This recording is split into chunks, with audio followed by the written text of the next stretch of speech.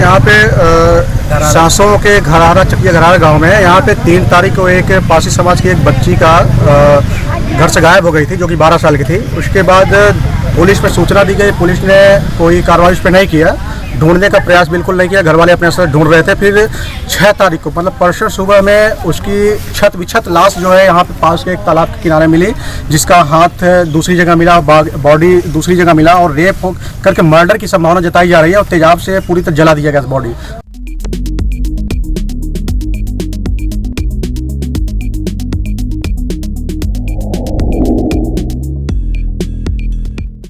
फिर से दरिंदगी की हद पार कर गए आरोपी। जी हां दोस्तों, एक मासूम सी बच्ची जिसकी उम्र सिर्फ 11 साल की थी, उसका शव टुकड़ों टुकड़ों में मिला। बड़े अफसोस के साथ कहना पड़ता है कि इस तरह की खबर हम लोगों को दिखानी पड़ जाती है। रोंगटे खड़े हो जाते हैं, आंखों से आंसू आ जाते हैं। जी हां दोस्तों, आदाब दोस्तों, मैं गौहर अजीज, आप देख रहे हैं तहकीक इंडिया न्यूज। दोस्तों, इस वीडियो को ज्यादा से ज्यादा शेयर करें ताकि यह वीडियो जनता के पास पहुंच सके, जनता इस खबर को देख सके और बच्ची के इंसाफ के लिए आवाज उठा सके। दोस्तों, मामला उत्तर प्रदेश के प्रयागराज का है, जहां चकिया घरहरा सहसों में 11 साल की बच्ची शिरदा भारती की हत्या कर दी जाती है। संदेह है कि तेजाब डालकर मृतिका की शरीर को जला दिया गया और हाथ पैर शरीर से अलग कर दिए गए। मृतिका के पिता बलवंत भारती, माता शकुंतला देवी और भाई से बातचीत होने के बाद पता चला कि बच्ची 3 तारीख से ही लापता थी, जिसका रिपोर्ट प्रशासन नहीं लिखती है। कहा जाए तो प्रशासन की लापरवाही से लड़की की निर्मम हत्या हो जाती है। दिनांक 6 जुलाई 2021 को 12 बजे पुलिस प्रशासन पोस्टमार्टम के लिए शव ले जाती है और जब पोस्टमार्टम के बाद मृतिका के शव को लाया जाता है तो एक खुले हुए मैजिक गाड़ी में। ताज्जुब होता है कि क्या उत्तर प्रदेश के अंदर उस हॉस्पिटल में जहां पोस्टमार्टम हुआ था एम्बुलेंस नहीं था। पुलिस प्रशासन लाश को रात में ही दफनाने के लिए परिवार वालों पर दबाव बनाती है, लेकिन मृतिका के परिवार वाले और ग्रामीण वासी इनकार कर देते हैं और कहते हैं कि मैं अपनी बच्ची का क्रियाक्रम सुबह हिंदू रीति रिवाज से ही करूंगा। वहीं ग्रामीण वासियों का कहना है कि पुलिस प्रशासन रात में मृतिका के शव को दफनाकर मामले को लिपापोती करनी चाहती थी। आइए दोस्तों, मैं आपको कुछ वीडियो दिखाता हूं, उसके बाद आपको मैं वह रिकॉर्डिंग सुनाऊंगा जो मृतिका के परिवार वालों में से किसी एक से हमारी बात होती है। आज हम लोग यहाँ पे सांसों के घरारा चकिया घरारा गांव में है। यहाँ पे 3 तारीख को एक पासी समाज की एक बच्ची का घर से गायब हो गई थी, जो कि 12 साल की थी। उसके बाद पुलिस में सूचना दी गई, पुलिस ने कोई कार्रवाई उस पर नहीं किया, ढूंढने का प्रयास बिल्कुल नहीं किया। घर वाले अपने से ढूंढ रहे थे। फिर 6 तारीख को मतलब परसों सुबह में उसकी छत विछत लाश जो है यहाँ पास के एक तालाब के किनारे मिली, जिसका हाथ दूसरी जगह मिला, बॉडी दूसरी जगह मिला और रेप करके मर्डर की संभावना जताई जा रही है और तेजाब से पूरी तरह जला दिया गया बॉडी, जो कि देखने की कंडीशन में नहीं थी। और आज हम लोग जब बॉडी को लेकर के अपनी मांगों को लेकर प्रशासन से यहाँ पे बॉडी के साथ धरना प्रदर्शन करने की कोशिश किया गया, तो पुलिस प्रशासन जो है गांव वालों के ऊपर लाठीचार्ज किया है। कई लोगों को चोटें भी आई है। हमारे एक साथी जितेंद्र कुमार धनराज जो इलाहाबाद यूनिवर्सिटी के छात्र नेता हैं, उनको मारते पीटते हुए पुलिस वाले थाने पर ले जाकर बंद कर दिए हैं और बॉडी जबरन जो है बिना घर वालों की सहमति के जबरन उठा ले गए हैं अंतिम संस्कार के लिए। और उसके बाद जो है हम लोग यहाँ पे जब प्रशासन से अपनी मांगे रखे तो वो जो है बार बार धमकी दे रहे हैं कि हम फर्जी FIR कर देंगे, आप सबको जेल भेज देंगे। और उसके बाद यहाँ हमारे कई साथी हैं जो कि यहाँ पे सहयोग कर रहे हैं, लेकिन जो है और एक दूसरी बात ये है कि हमारे ही समाज के दलाल, हमारे समाज के कुछ लोग जो कि पूर्व जिला पंचायत सदस्य झोंसी रहे हैं, वो आ करके बीजेपी के नेता है, वो आ करके यहाँ पर पुलिस का सपोर्ट कर रहा है और पीड़ित परिवार को डरा धमका रहा है कि आप लोग जो है लाश को अंतिम संस्कार करवा दीजिए, वरना आप लोग पुलिस जो है मारेगी, परेशान करेगी। और इस तरह से उनको डरा धमका रही है। और उस समाज के उस दलाल का नाम भी मैं लेना चाहूँगा, क्योंकि ऐसे लोगों का खुलासा होना बहुत ज़रूरी है। कि वो आदमी का नाम मनोज पासी है। मनोज पासी जो कि पूर्व जिला पंचायत सदस्य झूंसी रह चुका है, वो यहाँ पे आकर के लोगों को डरा धमका रहा है, पीड़ित परिवार को डरा धमका रहा है और पुलिस वालों का खुला सपोर्ट कर रहा है। वो पुलिस वालों से मिला हुआ बंदा है और हम चाहते हैं ऐसे समाज के दलालों से अपने लोग सावधान रहें। सर मैं कल सुबह से यहाँ 11 बजे कल सुबह मैं आ गया था अपने कुछ साथियों के साथ में। तो हम लोगों ने जाकर के घटनास्थल पे देखा तो वहाँ पर बच्ची का जो शव जहाँ पर ले जाकर उन लोगों ने उसका मर्डर करके और रेप जैसी घटनाएं सामने आने की आशंका है। तो वहाँ पर गए देखे तो एसिड डालकर उस सबूत को मिटाने का प्रयास किया गया। बशर्ते बात यह है कि जो यहाँ पर गांव के लोग भी हैं, काफ़ी लोग सहयोग सपोर्ट कर रहे थे, लेकिन प्रशासन पूरी तरह से इस मामले को लिपापोती करने में जुटी हुई है। और जिस तरह से भाई ने बताया कि समाज के ही व्यक्ति ने आकर के समाज के साथ जो इस समय अन्याय और अत्याचार हो रहा है, एक बहन के साथ बहुत ही दर्दनाक निर्मम हत्या की गई है, उसके साथ खड़े होने के बजाय उन्होंने आके यहाँ पर दलाली की है। और ऐसे व्यक्ति को समाज से बहिष्कार करना चाहिए और ऐसे लोगों को समाज के बीच में बैठने का कोई अधिकार नहीं जो अपने समाज के लिए आवाज़ न उठा पाए। तो सर मैं सुबह से और रात में अभी तक यहाँ पर बना हुआ तकरीबन 24 घंटे से ज़्यादा हो गया मुझे यहाँ पर कोई ऐसा नेता आया जो समाज का प्रतिनिधि हो? अभी तक तो कोई नेता यहाँ पर नहीं दिखा जो पीड़ित परिवार के साथ सहानुभूति प्रदान करे। जो भी आए और वो भी दलाल टाइप के लोग आए। कल भीम आर्मी भी आई थी, उन्होंने क्या किया, क्यों लौट गए वो? सर भीम आर्मी के कुछ पदाधिकारी कार्यकर्तागण आए थे, बशर्ते उन्होंने सीओ साहब को एक ज्ञापन देकर चले गए, कुछ उसमें मांगे थी, उस ज्ञापन को देकर वो चले गए अपनी औपचारिकताएं पूरी करके। बशर्ते जो संघर्ष की जो लड़ाई है, उसको जो न्याय की लड़ाई लड़नी चाहिए थी, वो उस तरह से वो लड़के नहीं जा पाए। क्या लगता है इसमें बहुजन में भी जो है जातिवाद का असर हुआ है? मामला पासी समाज का जो कि बताया जा रहा है, क्या अदर कास्ट का इस मामला होता तो ऐसा होता? जी बिल्कुल, ये तो समझ लीजिए बहुत ही निंदनीय है।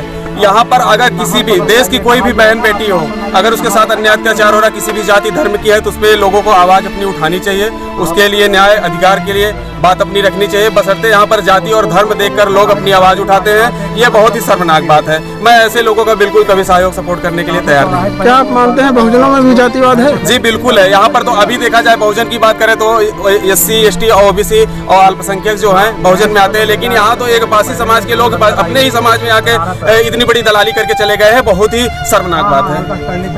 आपका परिचय? सर मैं रोशन टाइगर पासी। सेशन जो है चौकी में वही देख रहे हैं, चूँकि वो चार्ज है दवाई सब चार्ज कौन देख रहा है? क्या नाम है उनका?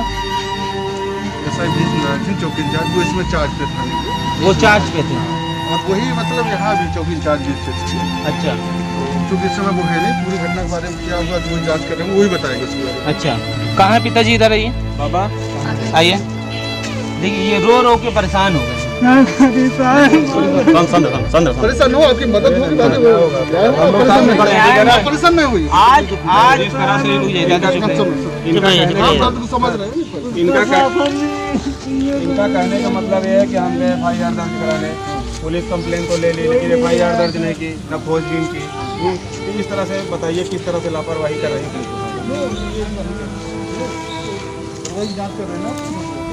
जांच तो अब तो जांच तो चलती है। नहीं जांच के बाद तो बेचना होगा, तो पुलिस करेगी जांच।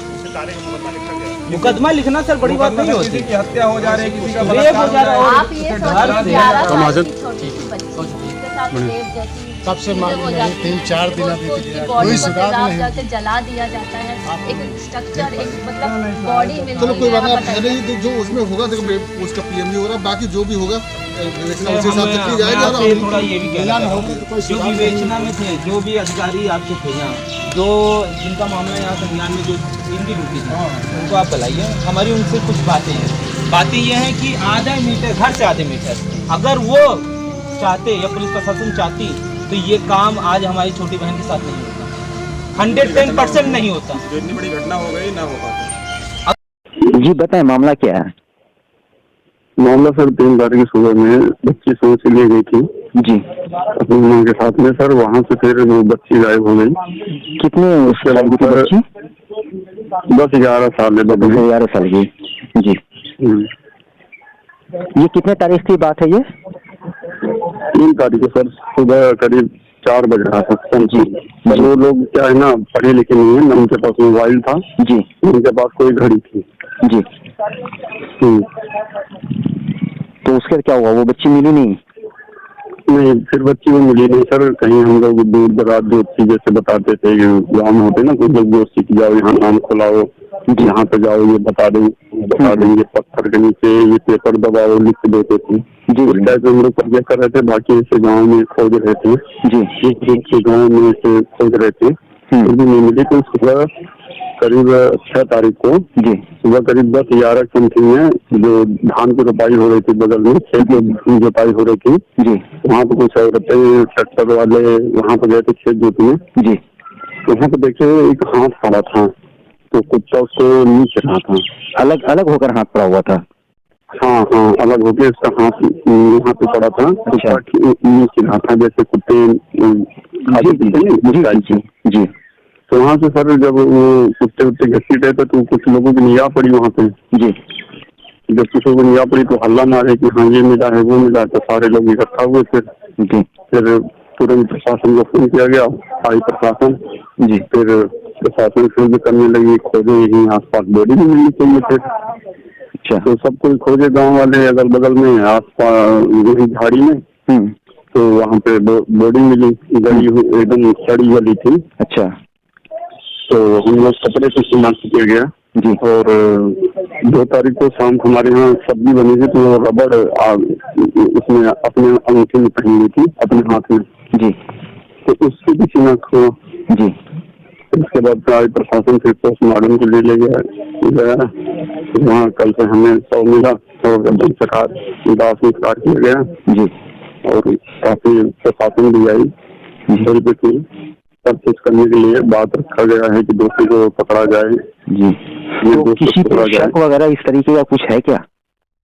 नहीं सर, किसी पे शक नहीं है सर। अगर शक होता तो सर सब मैटर समझ जाता। अच्छा, शक ही तो नहीं है सर, क्योंकि छोटी बच्ची थी सर, उस लायक थी नहीं जिस लायक। बिल्कुल बिल्कुल हाँ। तो सारे मतलब हम लोग आस पास में किसी झगड़ा भी नहीं है, ऐसा कुछ नहीं जी। झगड़ा करेंगे और ऐसा बच्ची। तो अब तक मतलब इस केस में कहाँ तक केस पहुंचा है? ये केस जो है कहाँ तक पहुंचा है? कुछ हुआ है मतलब वो पुलिस छानबीन कर रही है? हाँ हाँ, पुलिस छानबीन कंटिन्यू कर रही है जी। पुलिस भी आ रही है, हमारे सीओ साहब है वो भी कंटिन्यू आ रहे हैं जी जी। कुछ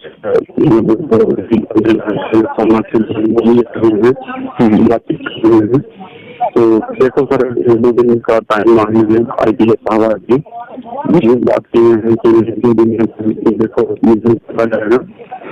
पोस्टमार्टम रिपोर्ट आया अभी सर? मेरे पास रिपोर्ट नहीं है सर। वो बोल रहे थे पोस्टमार्टम की रिपोर्ट तो नहीं आएगी, थाने में आएगी, फिर आपको शायद हैंड ओवर होगा। अभी तक मेरे पास नहीं है सर।